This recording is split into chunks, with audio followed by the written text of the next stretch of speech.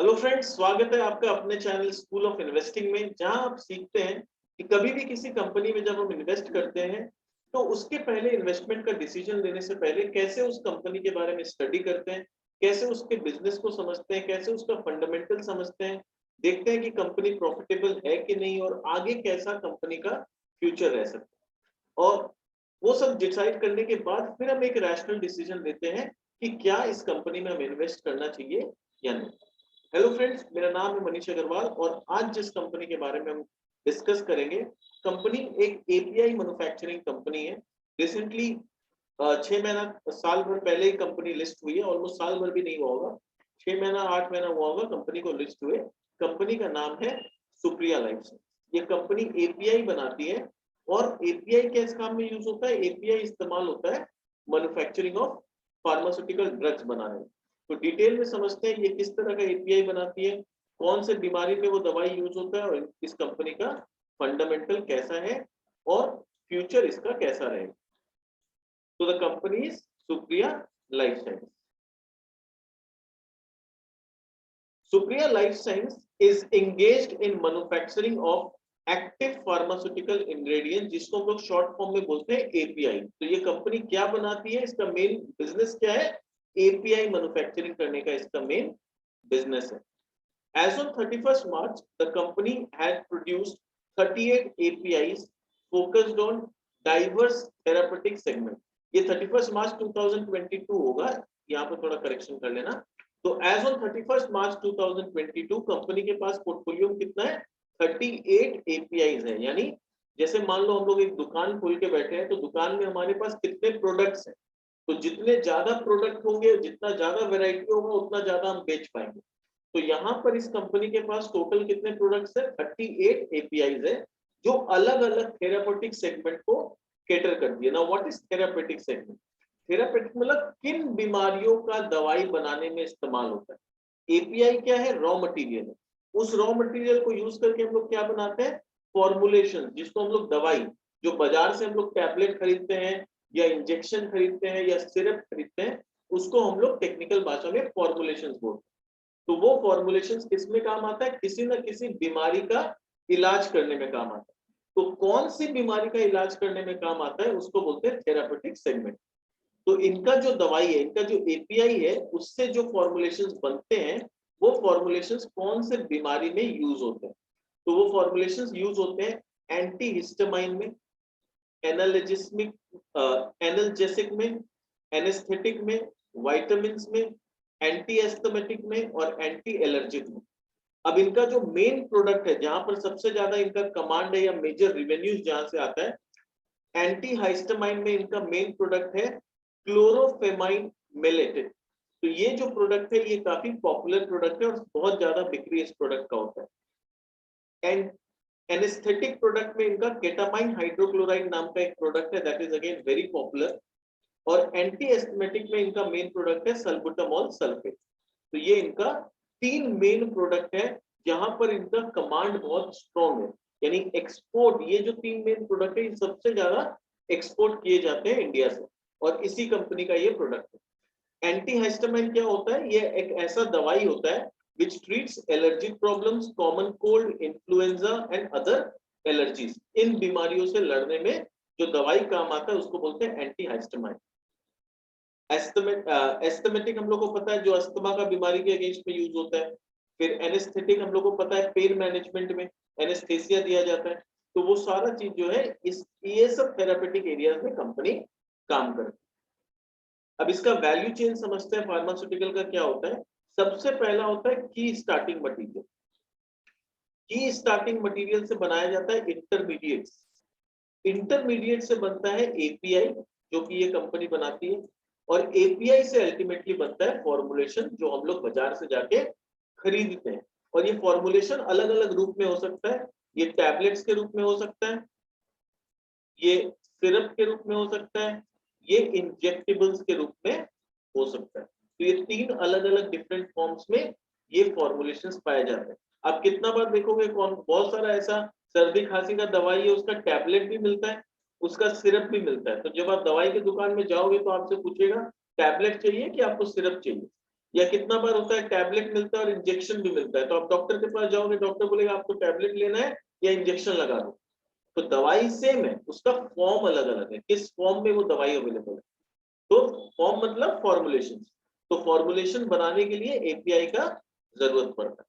और एपीआई कौन बनाता है, ये Supriya life science. There are 38 different API जो ये कंपनी बनाती है। तो इस तरह की कंपनी के लिए सबसे इंपॉर्टेंट चीज जो होता है आगे फ्यूचर में ग्रोथ के लिए, वो देखना होता है कि ये लोगों ने कितना और पाइपलाइन में प्रोडक्ट्स है। 38 एपीआई अभी है, आगे ये लोग और रिसर्च करते रहते हैं कि कैसे ये नंबर ऑफ प्रोडक्ट्स को बढ़ाया जाए। और जैसे जैसे इनका रिसर्च सक्सेसफुल होने लगता है, ये नंबर ऑफ प्रोडक्ट्स बढ़ते जाएंगे। और जितना नंबर ऑफ प्रोडक्ट्स बढ़ेगा, कंपनी का ग्रोथ उतना ज्यादा होगा, कंपनी का रेवेन्यू और प्रॉफिट उतना ही ज्यादा होगा। बिजनेस के बारे में अगर थोड़ा सा समझ लें कि ये क्या बिजनेस है, वो ऑल टुगेदर कंपनी का क्या बिजनेस है, तो इनके पास 38 एपीआईज है जो हम लोगों ने देखा। डाइवर्स ऑपरेशन, ये 86 कंट्रीज में कंपनी अपना प्रोडक्ट एक्सपोर्ट करती है। They are the largest exporter of chlorpheniramine maleate, ketamine hydrochloride and salbutamol sulphate, जो अभी हमने डिस्कस किया था प्रीवियस स्लाइड्स में कि ये इनके मेन प्रोडक्ट है, 1, 2 और 3। तो क्लोरोफेनामाइन मेलेटेट एंटीहिस्टामाइन में यूज होता है, फिर केटामाइन हाइड्रोक्लोराइड एनेस्थेसिया में यूज होता है, सल्बुटामॉल सल्फेट एस्थमा का बीमारी में यूज होता है। फिर इनके पास स्ट्रॉन्ग अप्रूव्ड फैसिलिटी है, जहां पर इनके पास अपना इंटेलेक्चुअल प्रॉपर्टी यानी पेटेंट कराए हुए प्रोडक्ट्स हैं। 14 डीएमएफ उन्होंने ऑलरेडी फाइल कर रखा है यूएसएफडीए। डीएमएफ मतलब ड्रग मास्टर फाइल, यानी जब भी आपको कोई नया प्रोडक्ट के लिए लाइसेंस लेना होता है यूएसएफडीए से, तो सबसे पहले आप उसका ड्रग मास्टर फाइल जो होता है वो आप यूएसएफडीए को सबमिट कर दें कि हम कोई ड्रग बनाने जा रहे हैं ऐसा ऐसा फॉर्मूला इस्तेमाल करके, तो आप देख लो आपको ये सही लग रहा है कि नहीं। अगर यूएसएफडीए को सही लगता है तो वहां से अप्रूवल मिलता है कि ठीक है, आपका फॉर्मूला, आपका रेसिपी, आपका जो भी रिसर्च है वो बिल्कुल सही है, आप गो अहेड करो, ये दवाई बनाओ। 8 सीईपी वो लोग रजिस्टर कर चुके हैं और 3 प्रोसेस पेटेंट फाइल कर रखे हैं। प्रोसेस पेटेंट क्या होता है, मतलब आप जो एपीआई बना रहे हो उसको बनाने का एक सर्टेन प्रोसेस आपने खुद इन्वेंट किया है या डिस्कवर किया, और उस प्रोसेस को आपने पेटेंट करा लिया है कि मैं जिस प्रोसेस से ये पर्टिकुलर एपीआई बना रहा हूं, कोई दूसरा वो प्रोसेस इस्तेमाल नहीं करेगा। तो उनके पास ऐसा 3 प्रोसेस भी पेटेंट करा रखे हैं वो। इनके पास 1200 कस्टमर है और इनका टोटल कैपेसिटी, रिएक्टर कैपेसिटी जो है ये 547 किलो लीटर्स पर डे, यानी 5,47,000 लीटर पर डे का इनके पास रिएक्टर कैपेसिटी है। मैन्युफैक्चरिंग फैसिलिटी इनका जो है ये एरिया में ये मैन्युफैक्चरिंग फैसिलिटी स्प्रेड हो रखा है। अब इनके पास जो 38 एपीआईज है वो नीश प्रोडक्ट ऑफरिंग है। तो नीश प्रोडक्ट ऑफरिंग मतलब ये ऐसे प्रोडक्ट्स में ऑफरिंग करता है जहां पर कंपटीशन बहुत कम है, यानी यहाँ पर नीश ऑफरिंग का मतलब होता है बहुत छोटा एरिया है, it is a very small pond, जहां पर ये एक बड़ा मछली बन चुका है। तो जहां पर क्या होगा, अब क्या है, कोई दूसरा प्लेयर अगर यहाँ पर आता भी है ना, तो उसके लिए उतना मार्केट शेयर बचेगा नहीं। तो नीश एरिया में जब भी कोई कंपनी अपना होल्ड बना लेती है ना, तो कंपटीशन के लिए वो एक एंट्री बैरियर का काम करता है। तो कंपटीशन अगर आता भी है ना, तो उसको उतना बड़ा मार्केट शेयर मिलेगा ही नहीं, क्योंकि ज्यादा मार्केट शेयर का मेजर हिस्सा ये पर्टिकुलर कंपनी ऑलरेडी ले रखी है। तो ये लोग लीडिंग एक्सपोर्टर अपने अपने प्रोडक्ट्स में, जो 3 मेन प्रोडक्ट मैंने बताया, तो क्लोरोफेरामाइन मेलेट में ये इनका 45 to 50%, यानी अगर इंडिया से 100 लीटर या 100 केजी अगर किसी भी यूनिट में ले ले, तो 100 केजी अगर ये एपीआई एक्सपोर्ट होता है, तो 100 केजी में 50 केजी तो खाली इस कंपनी से एक्सपोर्ट होता है। तो यानी 45 से 50% मार्केट शेयर इस प्रोडक्ट में एक्सपोर्ट इसी कंपनी से होता है। नेक्स्ट, केटामाइन हाइड्रोक्लोराइड में 60 to 65% इनका एक्सपोर्ट होता है। नेक्स्ट, सल्बुटामॉल सल्फेट में 30 to 40% ऑफ मार्केट शेयर, यानी एक्सपोर्ट का मार्केट शेयर इनके पास है। तो ये हम लोग देख सकते हैं कि इनके पास ये जो 3 मेन प्रोडक्ट है उसमें एकदम स्ट्रॉन्ग होल्ड है इस कंपनी का, और कोई भी इसको compete नहीं कर पा रहा। ठीक है, और यहाँ पर कितना बड़ा मार्केट शेयर है, ये $3.5 बिलियन का है, 8 to 10% के कैगर से आगे चल के ग्रो करने वाला है। ये सारा जो इनका मेन प्रोडक्ट्स है, ये anti histamine and anti allergy category में ये सारे प्रोडक्ट्स आते हैं। फिर पेन मैनेजमेंट में कौन सा आता है, केटामाइन हाइड्रोक्लोराइड, तो इसका मार्केट साइज 7.8 बिलियन डॉलर्स का मार्केट साइज है, which is a very big market size. तो केटामाइन में ऑलरेडी सोचो 60-65% इनका एक्सपोर्ट में होल्ड है। तो अगर इतना बड़ा मार्केट साइज फ्यूचर में है तो यहाँ पर कितना बड़ा रेवेन्यू पोटेंशियल बनता है आगे चल के कंपनी का। और ये बोला जा रहा है कि 5% के कैगर से कंपनी नेक्स्ट 5 साल तक ग्रो कर सकती है। इनका पूरा बिजनेस क्या है, बैकवर्ड इंटीग्रेशन मॉडल है। बैकवर्ड इंटीग्रेशन का फायदा क्या होता है, जैसे मैंने बताया कि सबसे पहला क्या होता है की स्टार्टिंग मटेरियल, उसके बाद बनता है इंटरमीडिएट्स, इंटरमीडिएट्स के बाद बनता है एपीआई एंड एपीआई के बाद बनता है फॉर्मुलेशन। तो ये पूरा है चेन। तो ये लोग बेचते हैं बाजार में एपीआई है, पर एपीआई बनाने के लिए इनको लगता है इंटरमीडिएट, तो इंटरमीडिएट भी ये लोग अपने घर में बनाते हैं। इंटरमीडिएट बनाने के लिए लगता है की स्टार्टिंग मटेरियल, तो की स्टार्टिंग मटेरियल भी ये लोग खुद ही अपने यहाँ पर बनाते हैं। तो क्वेश्चन आता है जब सब कुछ अपने यहाँ ही बना लेते हैं तो इनको बाजार से क्या लेना पड़ता है, इनको बाजार से जो लेना पड़ता है वो होता है सॉल्वेंट। मेनली इनका जो इनपुट होता है वो सॉल्वेंट का होता है। तो सॉल्वेंट को से इस्तेमाल कर यूज करके ये लोग खुद ही की स्टार्टिंग मटेरियल बनाते हैं और ये पूरा चेन में दे आर बैकवर्ड इंटीग्रेटेड, इसीलिए बोला जा रहा है they are properly backward integrated. But ऐसा नहीं है कि 38 प्रोडक्ट है तो सारे 38 प्रोडक्ट में इनके पास बैकवर्ड इंटीग्रेशन है, 12 प्रोडक्ट में इनके पास प्रॉपर बैकवर्ड इंटीग्रेशन है। और वो 12 प्रोडक्ट जो है वो इनके रिवेन्यू का 68% ऑफ द रिवेन्यू उसी 12 प्रोडक्ट से आता है। तो मेजर हिस्सा जो रिवेन्यू का है वहां पर they are fully backward integrated, इसीलिए हम देख सकेंगे कि इनका जो EBITDA मार्जिन होता है ना दैट इज वेरी हाई। और ये 12 प्रोडक्ट किस किस थेरापेटिक एरियाज में है, anaesthetic, asthma, histamine, anti gout and decongestant. ठीक है, अगर प्रोनाउंसिएशन में कुछ गलती हुआ तो प्लीज माफ करना, I am not a science student तो प्रोनाउंसिएशन में थोड़ा ऊपर नीचे हो सकता है, बट समझने का बात है कि ये सारे एरियाज में ये 12 प्रोडक्ट है जिसमें इनके पास कंप्लीट बैकवर्ड इंटीग्रेशन है, जिसके वजह से इनको मार्जिन काफी अच्छा मिलता है और आगे भी अच्छा मिलेगा।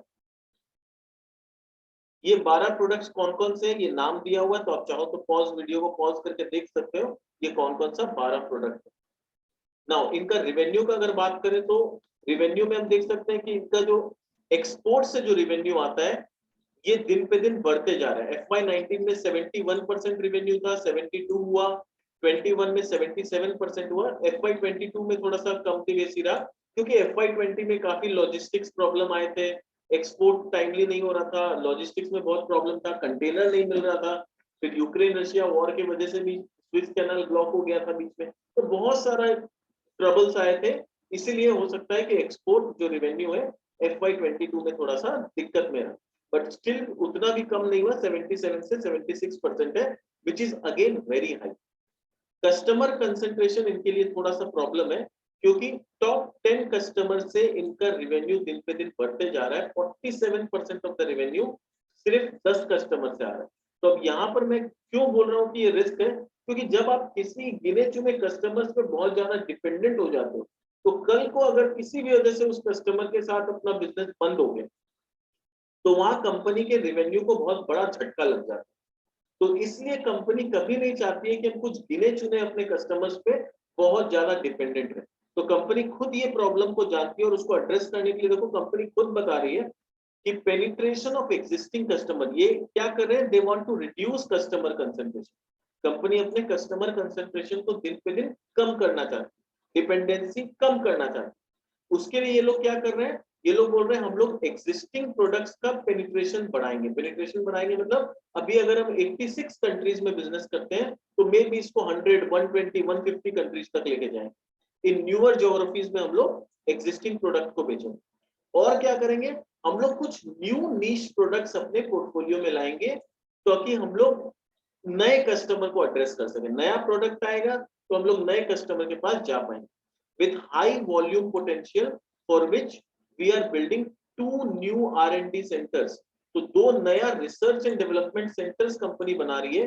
क्यों बना रही है, कभी भी कोई कंपनी अगर R&D लैब बनाती है तो उसके पीछे क्या लॉजिक हो सकता है, एक बिजनेसमैन के माइंड से अगर हम सोचते हैं थोड़ा सा, तो अगर आज हम लोग अपने कंपनी में या अपने फैक्ट्री में R&D का लैब लगा रहे हैं तो हम लोग का क्या ऑब्जेक्टिव हो सकता है लगाने से पीछे। ऑब्जेक्टिव सिंपल सा ये है कि हम लोग नए नए प्रोडक्ट का रिसर्च करना चाहते हैं ताकि नंबर ऑफ प्रोडक्ट्स हम बढ़ाना चाहते हैं। जितना ज्यादा मेरे पास वैरायटी ऑफ प्रोडक्ट्स होगा उतने ज्यादा कस्टमर सेगमेंट्स को हम केटर कर पाएंगे और मेरा डिपेंडेंसी किसी पर्टिकुलर कस्टमर पे कम होते चला जाएगा। तो this is the logic behind it. और सबसे बड़ा जो बात जो मैनेजमेंट डिस्क्लोज कर रहा है वो ये कि they are looking for CMO and CDMO opportunity. Now what is CMO and CDMO? इसका मतलब होता है कॉन्ट्रैक्ट मैन्युफैक्चरिंग का अपॉर्चुनिटीज ढूंढ रहे हैं। कॉन्ट्रैक्ट मैन्युफैक्चरिंग में क्या होता है इसको अच्छा से समझते हैं, क्योंकि ये बहुत अगर सक्सेसफुल हो जाता है तो ये बिजनेस को एकदम कंप्लीट जे कर्व दे सकता है।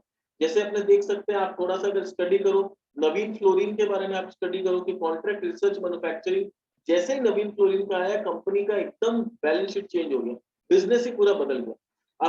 आप स्टडी करो दीपक नाइट्राइट के बारे में, ठीक है, इस तरह की कंपनी के बारे में आप स्टडी करो कि इनमें जो टर्न अराउंड हुआ है किस वजह से आया है। तो इन लोगों को आप कहीं ना कहीं, दीपक नाइट्राइट का तो आई कैन नॉट से, बट नवीन फ्लोरिन मैंने काफी स्टडी किया है। तो नवीन फ्लोरिन में क्या है, मैंने देखा कि पहले जब कंपनी कॉन्ट्रैक्ट रिसर्च में नहीं थी उसका बिजनेस बहुत छोटा हुआ करता, पर जैसे ही कॉन्ट्रैक्ट रिसर्च का बिजनेस चालू हुआ एक कंप्लीट यू टर्न आ गया। सेम चीज आई थिंक हाइकल में भी हुआ था कि हाइकल भी कॉन्ट्रैक्ट मैन्युफैक्चरिंग में जैसे इंटर किया उसका बहुत बड़ा रेवेन्यू क्रिएट हुआ। और ये कंपनी भी क्या कर रही है, कॉन्ट्रैक्ट मैन्युफैक्चरिंग में जा रही है। कॉन्ट्रैक्ट मैन्युफैक्चरिंग में क्या होता है, दुनिया में बहुत सारे बड़े बड़े फॉरेन कंपनीज है जिसको हम इनोवेटर्स कंपनी बोलते हैं। इन लोगों को क्या बोलते हैं, इनोवेटर्स। तो इन लोगों का काम क्या होता है, ये लोग खाली रिसर्च करके इनोवेशन करते हैं, फॉर्मूला तैयार करते हैं। इनोवेशन मतलब सिंपल सा किसी भी चीज को बनाने का लेबोरेटरी में एक फॉर्मूला तैयार करते हैं, पर इनके पास कोई फैक्ट्री नहीं होता कि वहां पर ये लोग मैन्युफैक्चरिंग लंबा बिग स्केल में बिग वॉल्यूम में मैन्युफैक्चरिंग कर सकते। तो ये लोग खाली इनोवेशन करके फॉर्मूला तैयार करते हैं और फिर इंडिया में चाइना में जहां पर कॉस्ट ऑफ प्रोडक्शन थोड़ा कम होता है ऐसे कंट्री में किसी कंपनी को ढूंढते हैं और बोलते हैं देखो फॉर्मूला हम तुम्हारे को देंगे, तुम्हारे को मैन्युफैक्चरिंग करके हम लोग को सप्लाई करना हो और उसके बदले में यू टेक सम चार्जेस। तो यहाँ पर जो ऑर्डर आता है बहुत बड़ा ऑर्डर आता है इनके पास, क्योंकि इनके पास जो कस्टमर्स होते हैं वो अक्रॉस द ग्लोब है, पूरी दुनिया में इनका प्रोडक्ट बिक रहा है। अब ये प्रोडक्ट मैन्युफैक्चरिंग जब करना होगा तो बहुत बड़ा ऑर्डर आएगा मैन्युफैक्चरिंग का। तो इनके पास सुप्रिया लाइफ साइंस जैसी कंपनी के पास एक बहुत बड़ा ऑर्डर आता है और वो ऑर्डर मैन्युफैक्चर करके वो लोग इनोवेटर कंपनी को देते हैं। इनोवेटर कंपनी उसमें अपना ब्रांड नेम लगा के इन लोगों को माल बेचता है। तो इस फील्ड में या इस बिजनेस अपॉर्चुनिटी को कंपनी तलाश रही है। मैन्युफैक्चरिंग एंड आर&डी कैपेबिलिटी क्या है, तो इसको बहुत ध्यान से समझना है because this is very important. 4 manufacturing blocks है इनके पास, सेग्रीगेटेड थेरेपी वाइज, यानी थेरेपी वाइज सेग्रीगेट किया हुआ है कि इस थेरेपी का ये, इस थेरेपी का ये, तो ऐसे करके थेरेपी वाइज सेग्रीगेट किया हुआ है इनके पास। नेक्स्ट इनके पास 7 क्लीन रूम्स है, 547 किलो लीटर का रिएक्टर कैपेसिटी है और लैंड कितना है 23,806 स्क्वायर मीटर। अब इसको समझते हैं कि मैन्युफैक्चरिंग फैसिलिटी जो है इनके पास अभी 4 ब्लॉक्स है, block A B C D. Block A 93 से चल रहा है, ब्लॉक बी 94 से चल रहा है, ब्लॉक सी 2014 से चल रहा है, ब्लॉक डी अभी रिसेंटली 2021 में तैयार हुआ। तो 93 में जो ब्लॉक ए चल रहा था उसका कैपेसिटी 157 किलो लीटर का था। ब्लॉक बी 94 में आया 145 किलो लीटर का कैपेसिटी के साथ। ब्लॉक सी 2014 में आया और बहुत छोटा कैपेसिटी है, ओनली 30 किलो लीटर। और अभी जो सबसे बड़ा ब्लॉक आया दैट इज ब्लॉक डी, वो 215 किलो लीटर का कैपेसिटी से आया। अब यहाँ मैनेजमेंट क्या बोल रहा है कि हम लोग का जो कैपेसिटी यूटिलाइजेशन है वो उसमें क्या चेंजेस आया है। 18 में 52% था, 63% हुआ 19 में, 20 में भी 63%, 21 में 71% था। कैपेसिटी यूटिलाइजेशन का सिंपल सा मतलब होता है कि आपके पास जो क्षमता है उसका कितना परसेंट आप इस्तेमाल करें। जैसे एक सिंपल सा एग्जांपल लेते हैं, मान लो कि सिनेमा हॉल में जब हम लोग जाते हैं तो सिनेमा हॉल में मान लो 500 सीट्स।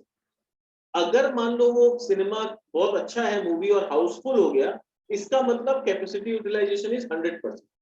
पर मान लो 500 में से खाली 400 टिकट्स बिका और 100 सीट खाली है, तो इसका मतलब कितना कैपेसिटी यूटिलाइजेशन हुआ, 80%। यानी 500 में से सिर्फ 400 सीट का टिकट्स बिका, बाकी 100 सीट खाली पड़ा है, तो कैपेसिटी यूटिलाइजेशन इज 80%। तो वैसे ही मैनेजमेंट बोल रहा है कि हम लोग का जो कैपेसिटी यूटिलाइजेशन FY21 में था वो 71% था। बट अचानक से FY22 में क्या हुआ, ये गिर के 47%। तो देखने में लगेगा कि तो बहुत खराब हो गया कि पहले 100 में से 70 टिकट बिकता था, आज 100 में से खाली 47 टिकट्स बिक रहा है। ऐसा नहीं, 100 में से 47 टिकट्स नहीं बिक रहा है। समझने का बात यह है कि पहले मेरे पास खाली 100 सीट्स हुआ करते थे, आज शायद मेरे पास 200 सीट हो गया। तो पहले मेरे पास सिर्फ ये 3 कैपेसिटी हुआ करता था और अभी ये चौथा कैपेसिटी भी आ गया, तो नंबर ऑफ सीट्स बढ़ गए। तो पहले 100 में से 70 यानी 70 टिकट्स बिका करते थे, अभी 200 में 47 यानी ऑलमोस्ट कहीं ना कहीं 92 टिकट्स बिक रहा है या 94 टिकट्स बिक रहा है।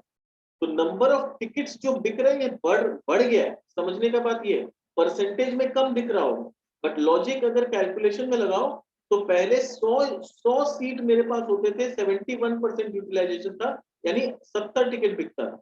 अभी मेरा कैपेसिटी मैंने ऑलमोस्ट डबल कर लिया, तो वहां मेरे सीट 200 हो गए, और 200 में अगर 47% टिकट्स बिक रहे हैं, यानी 94 टिकट्स बिक रहे हैं, तो नंबर ऑफ टिकट सेल बढ़ा है, इनफैक्ट घटा नहीं। परसेंटेज में भले ही वो घटता हुआ दिखाई दे। तो ये सब जो छोटा छोटा चीज होता है ना, ये कॉमन जो रिटेल इन्वेस्टर्स हैं इनको समझने में काफी डिफिकल्टी होती है, और ये सब छोटे छोटे चीज से क्या होता है, बहुत बड़ा डिसीजन होता है। आपको देखने में कुछ खराब लग रहा है, बट असली में वो खराब नहीं है। तो वही बोल रहा है, जैसे हम लोग बोलते हैं ना इंग्लिश में, all that glitter is not gold, ठीक ना।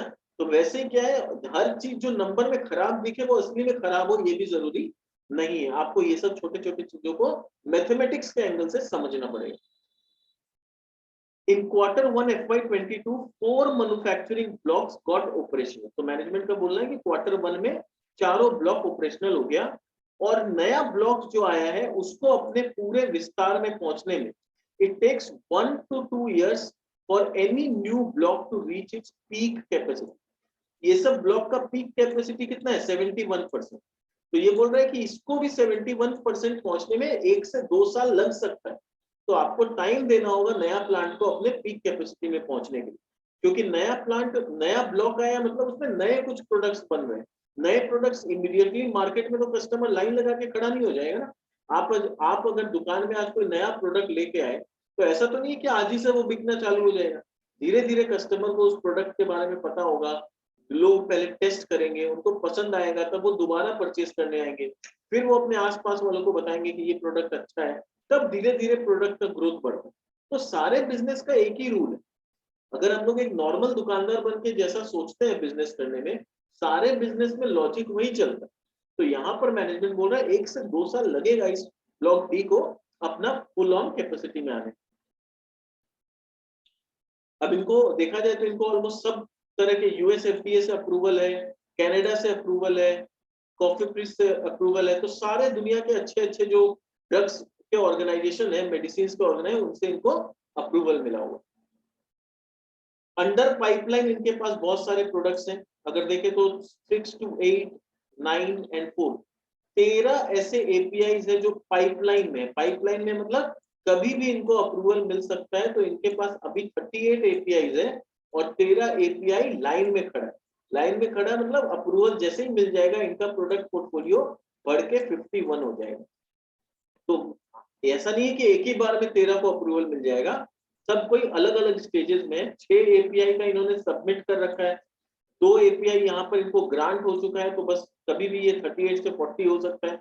एक एपीआई अंडर प्रोग्रेस है, यहाँ का 2 एपीआई अंडर प्रोग्रेस है, और यहाँ पर जो 2 एपीआई है इसका भी सबमिशन अंडर प्रोसेस। तो आगे आगे चलते चलते देखेंगे एक एक करके सबका कंप्लीशन होगा, तो एक एक करके नंबर ऑफ प्रोडक्ट्स इसके बढ़ते चले जाएंगे।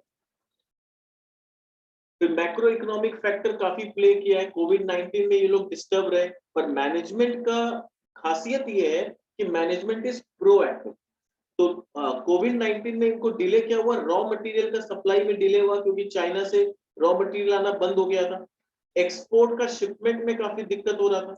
तो इन लोगों ने क्या किया, इन लोगों ने पहले ही अपना इन्वेंट्री बढ़ा लिया था ऑफ रॉ मटेरियल, क्योंकि इनको समझ में आ गया था आगे दिक्कत होने वाला। Raw material orders were placed well in advance to mitigate the delays. तो एडवांस में लोग रॉ मटेरियल को ऑलरेडी ऑर्डर दे रखे थे, ताकि बाद में आने में कोई दिक्कत ना हो, इनको बिजनेस करने में कोई दिक्कत ना आए। रशिया यूक्रेन वॉर के वजह से क्या हुआ, कॉस्ट ऑफ सॉल्वेंट बढ़ गया। तो इनको जो मेन रॉ मटेरियल, जैसे की मटेरियल तो ये लोग खुद बना लेते हैं, तो की मटेरियल बनाने के लिए सॉल्वेंट का जरूरत पड़ता है, तो सॉल्वेंट का दाम काफी बढ़ गया। तो इन लोगों ने पहले ही बोल रहे हैं हम लोग स्टॉक का लेवल को सॉल्वेंट को काफी बढ़ा लिया, ठीक है, टू मिनिमाइज इंपोर्ट कॉस्ट, ताकि हम लोग का इम्पैक्ट जो कॉस्ट पे है वो कम से कम रहे। चाइना में जब दोबारा से कोविड आया तो वहां पर पॉल्यूशन आ गया, वहां पर दिक्कत आया इनको, तो उसके वजह से रॉ मटेरियल का प्राइसेस बढ़ गया, इंपोर्ट शिपमेंट में डिले हुआ, तो इन लोग क्या किए, they built up the inventory of raw material to ensure smooth operation. Raw material orders were placed well in advance, और रेगुलेटरी एंड कस्टमर ऑडिट्स के लिए इनको कोई दिक्कत ही नहीं है, इनके पास मोस्ट ऑफ द अप्रूवल्स मिले हुए। मैनेजमेंट को हमेशा देखना चाहिए कि कंपनी का मैनेजमेंट कैसा है, तो हम लोग देख सकते हैं कि एमडी जो है मिस्टर सतीश वॉग है, he is BSc from RND national college, ठीक है, तो इनको बहुत ये पीएचडी भी रह चुके हैं, तो इस पीएचडी तो इनको काफी केमिकल्स का नॉलेज है। नेक्स्ट ये सलोनी वाघ उनकी बेटी है, she is also BSc from Parle Tilak Vidyalaya associate college university of Mumbai, तो शी इज आल्सो बीएससी, तो इनको भी साइंस का काफी नॉलेज है। फिर उनकी दूसरी बेटी Shivangi Wagh, she is bachelor in management studies from ML Dahanukar college of commerce, तो शी उनको मैनेजमेंट का काफी एक्सपर्टाइज है। तो हम देख सकते हैं कि मैनेजमेंट जो ओवरऑल मैनेजमेंट है, it is quite experienced management, जिसको पता है कि केमिस्ट्री क्या है, जिसको पता है कि केमिकल्स क्या है, तो ऐसा मैनेजमेंट जब होता है तो वो अपने बिजनेस में they have their skin in the business, जिसको बोलते हैं कि उनको अपने बिजनेस का पूरा नॉलेज है, तो ऐसा मैनेजमेंट क्या होता है, जल्दी से गलतियां कम करता है।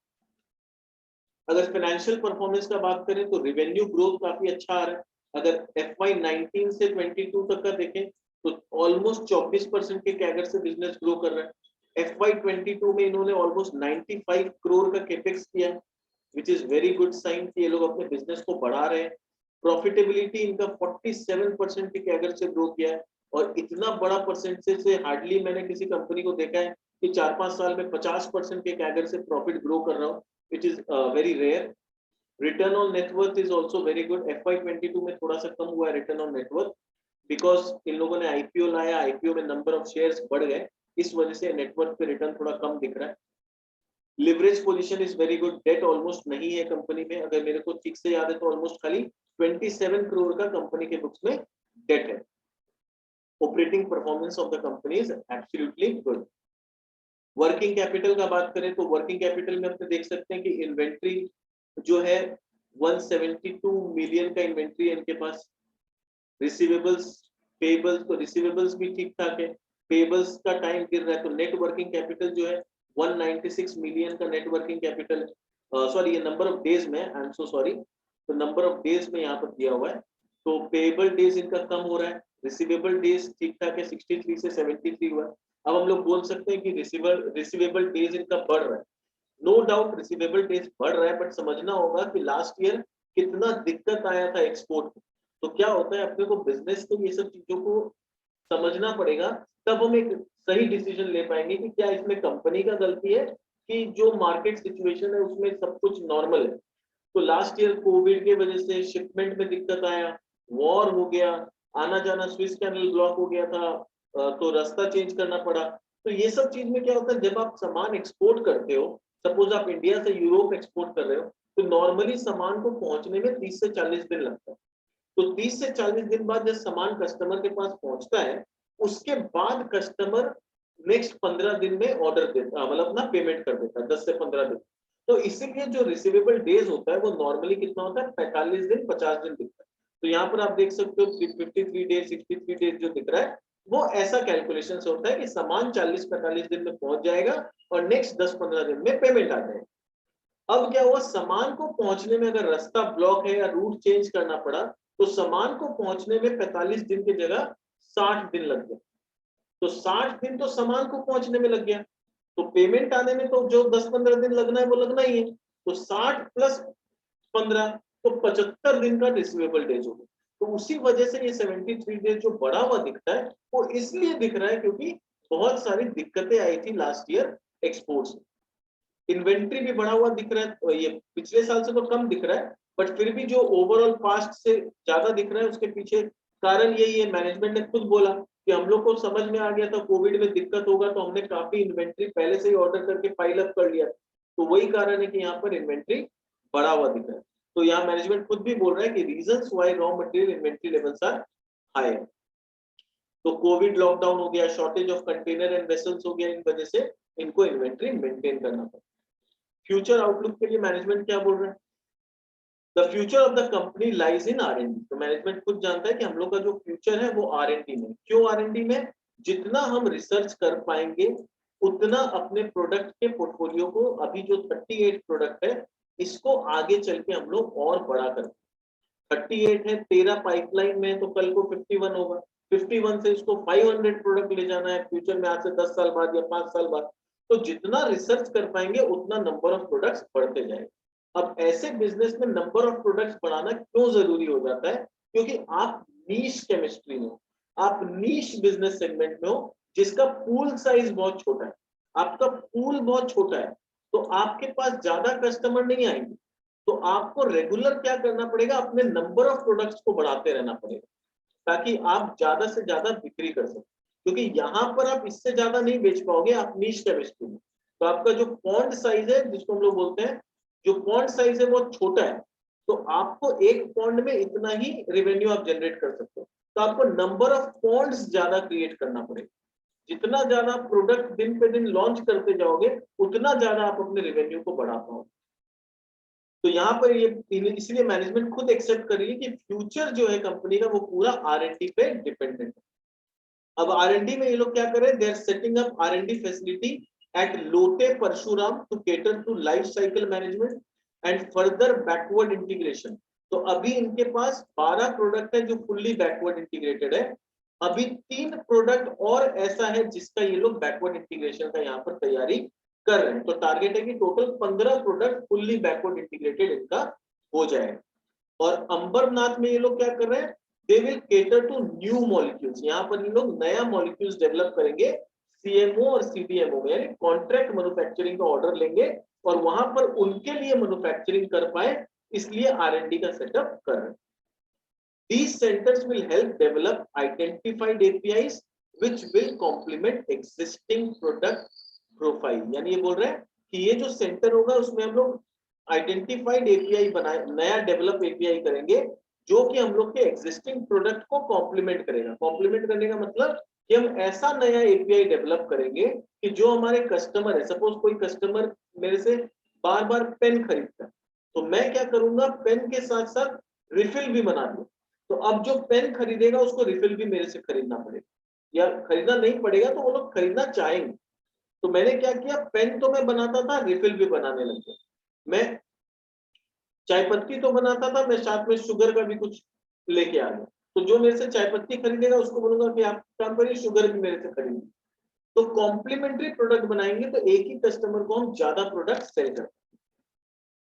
फर्दर कंट्रोल्ड ड्रग्स पोर्टफोलियो, और जो फर्दर कंट्रोल्ड ड्रग्स जो है उसको ये लोग एक्सपैंड करेंगे। आइडेंटिफिकेशन ऑफ पोटेंशियल एपीआई, जो पोटेंशियल एपीआई जो फ्यूचर में और रिसर्च से निकल सकता है उसको आइडेंटिफाई करके उस पर रिसर्च चालू करेंगे। नया मार्केट्स में जाएंगे। बोल रहे currently companies currently doing business with 1200 customers. तो अभी इनके पास कितने कस्टमर है? 1200। और कितने कंट्री में प्रेजेंस है? 86 कंट्री। ये लोग इस नंबर ऑफ कंट्रीज को बढ़ाना चाहते हैं, नंबर ऑफ कस्टमर्स को बढ़ाना चाहते हैं, डाइवर्सिफाई करना चाहते हैं। The geographical locations are distributed within the sales team to focus on sustaining the business and expansion through customer acquisition। यानी सेल्स टीम को बोला गया है कि आप एक एक ज्योग्राफी पे कंसंट्रेट करो और वहां पर क्या प्रोडक्ट का डिमांड आ रहा है उसको हम लोग को बताओ, ताकि हम लोग वैसा प्रोडक्ट डेवलप कर सकें। नया नया DMF ये लोग फाइल कर रहे हैं। नया DMF फाइल होगा तो नया प्रोडक्ट लॉन्च होगा और इनका बिक्री बढ़ेगा। Company has taken additional step for business expansion around the globe, especially in North American market, Japan, Australia and New Zealand। तो नॉर्थ अमेरिका, जापान, ऑस्ट्रेलिया और न्यूजीलैंड में अपना बिजनेस को बढ़ाने के लिए ऑलरेडी कंपनी काफी स्टेप्स ले चुकी है। CDMO में स्पेस में कितना बड़ा अपॉर्चुनिटी कंपनी को दिख रहा है? Company understand large scale special chemical manufacturing and has experience in handling hazardous complex chemistry. तो बता रही कि हम लोग के पास ऑलरेडी हजार्डियस कॉम्प्लेक्स प्रोसेस को हैंडल करने का कैपेबिलिटी है, एक्सपीरियंस है, और हम लोग लार्ज स्केल मैन्युफैक्चरिंग ऑलरेडी कर सकते हैं। तो हम लोग के पास ये जब कैपेबिलिटी है, इस कैपेबिलिटी को लेके we have initiated discussion with various companies. तो बड़े बड़े इनोवेटर कंपनीज के साथ हम लोग डिस्कशन कर रहे हैं, ranging from big pharma innovator companies. किस बात के लिए? To work as a partner, कि आप हम लोग को अपना पार्टनर बनाइए, आप फॉर्मूला बनाइए, आप रिसर्च करिए, मैन्युफैक्चरिंग का काम हमको दीजिए। Currently work is progress on 5 project. तो ऐसा 5 प्रोजेक्ट पे अब ये लोग काम कर रहे हैं, developing including developing process in laboratory for this project. तो लेबोरेटरी में ऑलरेडी इसको प्रोसेस करने के लिए लोग काम करना चालू कर दिए हैं। तो 5 प्रोजेक्ट में कभी भी इनके पास ऑर्डर आ सकता है, बड़ा ऑर्डर मैन्युफैक्चरिंग करने। तो ये लोग एक्सपेंशन क्या चीज में कर रहे हैं? Currently plants are running at full capacity. तो मैनेजमेंट का बोलना है कि हम लोग के पास अभी जो प्लांट है वो अपना फुल कैपेसिटी पे चल रहा है। Company is enhancing and expanding infrastructure at Lote Parshuram for R&D, quality laboratory warehousing and effluent treatment. These facilities are expected to be operation in FY23. तो ये जो कैपेसिटी ये लोग लेके आ रहे हैं FY23 में चालू हो जाएगा।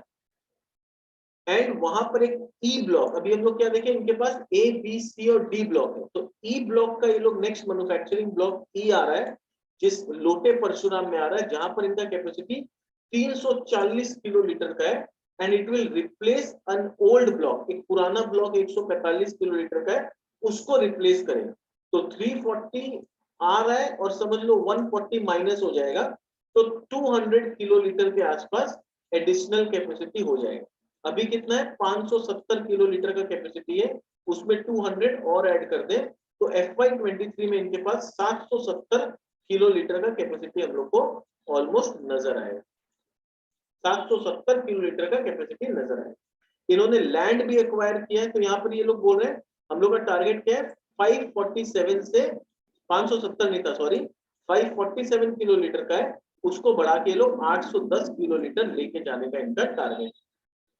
Company has acquired 8,000 square meters on lease from MIDC in Izambe Industrial Park dedicated to manufacturing of pharmaceutical ingredients. तो API बनाने के लिए जो जमीन है उसमें 80,000 स्क्वायर मीटर का जमीन इन लोगों ने लीज पे लिया है। तो अभी इनके पास जो कैपेसिटी है कितना है? 28,000 समथिंग का इनके पास कैपेसिटी है। और अब ये लोग लीज पे कितना ले रहे हैं? 80,000, यानी यहां से ऑलमोस्ट 3 गुना एक्स्ट्रा कैपेसिटी ये लोग मैन्युफैक्चरिंग के लिए ले रहे हैं। तो कोई भी मैनेजमेंट इतना बड़ा डिसीजन ऐसे ही नहीं ले ले। तो भले उन लोगों ने डिस्क्लोज नहीं किया, हर चीज मैनेजमेंट पहले से एडवांस में डिस्क्लोज नहीं कर सकता है। हम लोग को मैनेजमेंट का थॉट प्रोसेस समझना होगा। जरूर कुछ बहुत बड़ा होने वाला है कंपनी के साथ, तभी मैनेजमेंट इतना बड़ा डिसीजन लिया है कि 28,000 स्क्वायर मीटर का एरिया में आज तक ये बिजनेस किया करते थे, अचानक से जाके 80,000 स्क्वायर मीटर का जगह लीज पे ले लिया। तो कोई भी इतना बड़ा जगह जब तक फ्यूचर कुछ दिखाई नहीं दे रहा हो, कोई भी बेवकूफ नहीं होता मैनेजमेंट कि इतना बड़ा डिसीजन लेगा। तो डेफिनेटली मेरे को जो लगता है कि इनको कुछ बहुत बड़ा ऑर्डर आने वाले समय में CMO CDMO स्पेस में मिलने वाला है। And that could be a complete turn around in the story of this company. Call में मैनेजमेंट ने कुछ इंपॉर्टेंट चीज बताया कि ये जो R&D का सेंटर ये लोग ला रहे हैं, ये ऑपरेशनल हो जाएगा Q2 and Q3 of financial year में। फिर FY22 ऑनवर्ड्स ये लोग बोल रहे हैं हम लोग हर साल every year there will be a new manufacturing block. यानी अभी FY 2021 तक इनके पास D ब्लॉक तक था, 22 कैलेंडर ईयर अगर 22 का बात करें तो लोग E ब्लॉक ऑलरेडी लेके आ रहे हैं, और मैनेजमेंट बोल रहा है लोग हर साल एक नया ब्लॉक लेके आएंगे। ठीक है, in this year we are targeting 2 of those block, और इस ईयर में ये लोग बोल रहे हैं हम लोग 2 ब्लॉक टारगेट कर रहे हैं। यानी ई तो कर ही रहे हैं, साथ साथ एक पॉसिबल हम लोग एक एफ ब्लॉक भी इसी साल यानी FY23 में ला सकते हैं। तो एक्सपेंशन हम लोग देख सकते हैं कि मैनेजमेंट कितना एग्रेसिव है अपने एक्सपेंशन को लेकर। फिर करंटली ये लोग बोल रहे हैं इनके पास जो कैपेसिटी है उसको लेके बोल रहे हैं कि these facilities are expected to be operational in FY23. We have already started work on next manufacturing block, which we would be calling E block, जहां पर 350 किलोलीटर का कैपेसिटी होगा और 145 किलोलीटर सब्स्टिट्यूट हो जाएगा। तो मोर और लेस 200 किलोलीटर एडिशनल मिलेगा।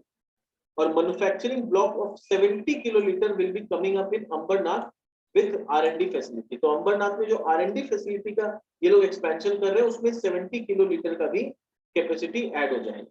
तो R&D सेंटर तो लैब बनेगा, मैन्युफैक्चरिंग में भी इनका रिएक्टर कैपेसिटी 70 किलोलीटर से बढ़ जाएगा। तो मोर और लेस इनका टोटल किलोलीटर कैपेसिटी अभी जो 576 है या समथिंग है, एग्जैक्टली याद नहीं मुझे, तो 570 अगर मान के चलते हैं तो यहाँ पर 200 और यहाँ पर 70, 270 किलोलीटर से ये कैपेसिटी और बढ़ जाएगा। अब इबिटा मार्जिन इनका क्वार्टर 4 में जो थोड़ा सा फॉल हुआ है उसको लेके मैनेजमेंट ने बोला है कि ये फॉल इसलिए हुआ है क्योंकि हम लोगों ने काफी नए प्रोडक्ट्स जो लॉन्च किए, launch of some of our products वो सेमी रेगुलेटेड मार्केट में हम लोगों ने बेचा जहां पर मार्जिन थोड़ा सा कम होता है। नियम सिस्टम क्या होता है, जब भी आप कोई नया प्रोडक्ट लॉन्च करते हो तो पहले वो सेमी रेगुलेटेड मार्केट में जाता है। सेमी रेगुलेटेड मार्केट में आपको सस्ता में बेचना पड़ता है, आपको मार्जिन कम मिलता है। उसके बाद जब वहां सक्सेस हो जाता है तब आपको यूएस एफडीए का अप्रूवल मिलता है और आप रेगुलेटेड मार्केट में जाके बेच पाते हैं। और जब ये प्रोडक्ट रेगुलेटेड मार्केट में जाता है तब इसमें इबिटा मार्जिन एकदम हाई पे पहुंच जाता है। तो इसमें 1 से 2 साल लगता है, आपको 1-1.5 साल रेगुलेटेड मार्केट में अपना प्रोडक्ट बेचना होगा, उसके बाद नॉन रेगुलेटेड मार्केट में बेचना पड़ेगा 1-2 साल, और फिर नॉन रेगुलेटेड मार्केट से आप रेगुलेटेड मार्केट में जाओगे और आपका मार्जिन बढ़ेगा। तो वही मैनेजमेंट बोल रहा है, once these move into the regulated market, we expect margins as well as average selling price to go up.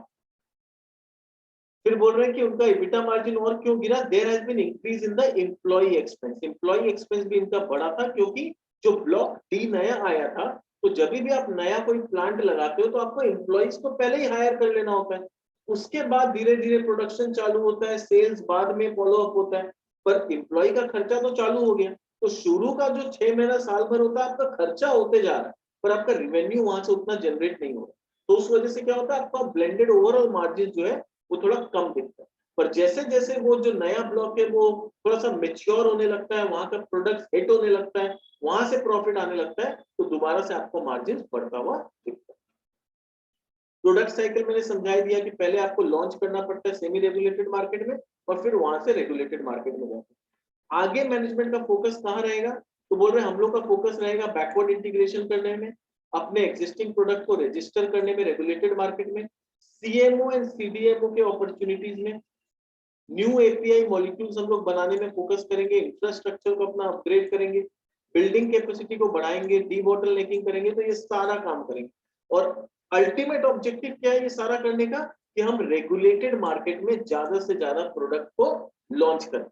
और हम लोग देख सकते हैं कि रेगुलेटेड मार्केट में इनका कितना अच्छा ग्रोथ है, टोटल रेवेन्यू का 53% इनका बिजनेस रेगुलेटेड मार्केट से है।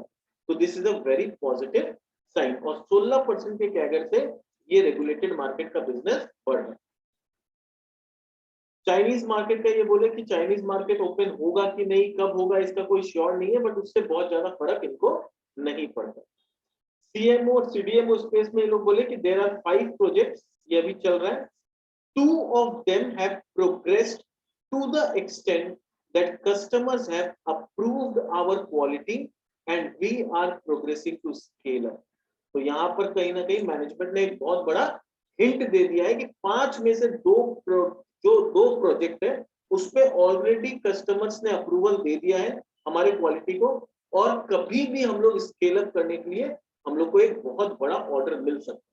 तो अब यहाँ पर एज एन एनालिस्ट हम लोग को डॉट्स कनेक्ट करना आना चाहिए। मैनेजमेंट 5 प्रोजेक्ट पे ऑलरेडी काम चालू कर दिया, 2 पे उनको क्वालिटी को अप्रूवल मिल चुका है, और ये लोग 20,000-28,000 स्क्वायर मीटर का जमीन से अचानक से सीधा 80,000 स्क्वायर मीटर का जमीन लीज पे लिए हैं, और वहां पर ये लोग अपना कैपेसिटी को बढ़ाएंगे और बोल रहे हैं हर साल हम लोग एक ब्लॉक लेके आएंगे। तो कहीं ना कहीं इसको अगर हिंट करें तो मैनेजमेंट को कहीं ना कहीं आइडिया है या कॉन्फिडेंस है कि ये 2 प्रोडक्ट में कुछ बहुत बड़ा ऑर्डर इनको फ्यूचर में मिलेगा, और उस वजह से ये लोग अभी से अपना ग्राउंड तैयार कर रहे हैं कि जमीन तो होना चाहिए, लेबोरेटरी तो होना चाहिए काम करने के लिए, मैन्युफैक्चरिंग कैपेसिटी तो होना चाहिए, ऑर्डर मिलेगा तब। तो ऑर्डर तो मिलेगा पर उसको करने के लिए तो हमारे पास मशीन और कैपेसिटी होना चाहिए, तो मैनेजमेंट अपना कैपेसिटी अभी से बढ़ाने में लगी। तो ये सारा चीज हम लोग को डॉट्स को कनेक्ट करना आना चाहिए, तभी आप किसी कंपनी को प्रॉपर्ली डेप्थ में जाके पूरा समझ पाओ। अब वैल्यूएशंस का बात करें उससे पहले हम लोग देखते हैं कि इनका मार्जिन्स और ये सब क्या है, किस तरह से बिजनेस का फंडामेंटल है। तो सुप्रिया लाइफ साइंस का आज का अभी का मार्केट कैप है अगर है तो 3000 करोड़ का मार्केट कैप है। 380 रुपए पे कंपनी करीब ट्रेड कर रही है। हाई 602 रुपया गया तो वहां से तो काफी अच्छा करेक्शन आ चुका है। तो I would say it is a golden opportunity इसमें इन्वेस्ट करने के लिए। अगर आपका मन है इसमें इन्वेस्ट करने का तो आपको काफी करेक्टेड प्राइस में शेयर मिल चुका है। नीचे में 292 गया था। पी 20 के पी में, तो जिस तरह का फंडामेंटल है कंपनी का, जैसा ग्रोथ पोटेंशियल है, जितना मार्केट शेयर एक्सपोर्ट मार्केट में, उस हिसाब से 20 का P quite reasonable for company like this. Return on capital employed 43%, return on equity 34%। तो बहुत कम कंपनीज होती है जहां पर इतना अच्छा रिटर्न हम लोग को देखने मिलता है। फिर क्वार्टरली रिजल्ट्स अगर देखें तो अभी जून का रिजल्ट तो आया नहीं। मार्च तक का अगर हम लोग देखें तो इनका रेवेन्यू 181 करोड़ का रेवेन्यू किया है मार्च में। EBITDA margin 42% which is absolutely fabulous। 42% EBITDA margin होना मजाक का बात नहीं है। अगर हम ग्रॉस मार्जिन देखें कंपनी का तो कंपनी का ग्रॉस मार्जिन करीब करीब यहाँ पर 60% का ग्रॉस मार्जिन कंपनी का है। ग्रॉस मार्जिन कैसे निकालते हैं आप देखो, सेल्स में मटेरियल का कॉस्ट का कितना है 40%। तो सेल्स में अगर 40% मटेरियल कॉस्ट है यानी ग्रॉस मार्जिन आपका 60% होगा। फिर आपका प्रॉफिट बिफोर टैक्स कितना आया 75 करोड़ का। तो 5 रुपया 74 पैसा का ईपीएस कंपनी ने खाली मार्च क्वार्टर में किया। अगर हम लोग पूरे साल का अगर फंडामेंटल देखें कंपनी का कि पूरे साल का परफॉर्मेंस कैसा रहा, तो पूरे साल में इन्होंने 530 करोड़ का रेवेन्यू किया है और ईपीएस इनका 18 ऑलमोस्ट 19 रुपया का ईपीएस कंपनी ने किया है। ऑपरेटिंग मार्जिन पूरे साल में 40% का रहा, जबकि पिछले साल ये 43% का था। तो 43% से जो 40% आया वो क्यों आया, मैनेजमेंट ने काफी अच्छे से समझा दिया है कि नया प्रोडक्ट लॉन्च हुआ था, सब अनरेगुलेटेड मार्केट में उन्होंने बेचा था, उस वजह से मार्जिन थोड़ा सा डिप किया। बट इंपॉर्टेंट चीज है मार्जिन डिप किया ठीक है, आपका ओवरऑल सेल्स तो इंप्रूव हुआ है ना। 385 करोड़ का 530 करोड़ हुआ है। तो ये जो सेल्स बढ़ा ये किस वजह से हुआ, वही न्यू प्रोडक्ट के वजह से तो ये सेल बढ़ा है। तो उसमें अगर 2 पैसा कम भी प्रॉफिट हो तो क्या प्रॉब्लम है, अल्टीमेटली मेरे घर में कितना रुपया जा रहा है। जहां 167 करोड़ का प्रॉफिट था वो बढ़ के 214 करोड़ हो गया। मार्जिन ठीक है थोड़ा कम है कोई बात नहीं, टोटल प्रॉफिट तो बढ़ रहा है। ईपीएस तो मेरा बढ़ रहा है, 16 रुपया 80 पैसा का ईपीएस आज 18 रुपया 80 पैसा का ईपीएस हो गया। तो ये ज्यादा मैटर करता है कि मेरे घर में पर यूनिट पर शेयर क्या अर्निंग जा रहा है। मार्जिन तो ठीक है थोड़ा बहुत ऊपर नीचे बिजनेस में होता है। फिर कंपनी का ग्रोथ का बात करें तो 38% का टॉप लाइन ग्रोथ आया है। 24% के कैगर से कंपनी पिछले 5 साल में ग्रो किया है। प्रॉफिट 23% से ग्रो किया पिछले 3 साल में। 57% का प्रॉफिट ग्रोथ है। 27 करोड़ का सिर्फ डेट है कंपनी में, तो डेट कुछ है नहीं। कैश फ्लोज भी कंपनी का स्ट्रॉन्ग ही है। इस साल थोड़ा कैश फ्लो टाइट रहा क्योंकि इन्वेंट्री में और रिसीवेबल्स में काफी पैसा इनका फंस गया। क्यों, क्योंकि ऑब्वियस रीजन हम लोग ऑलरेडी डिस्कस कर चुके हैं। फिर इनका शेयर होल्डिंग पैटर्न देखें तो प्रमोटर के पास 68% होल्डिंग है।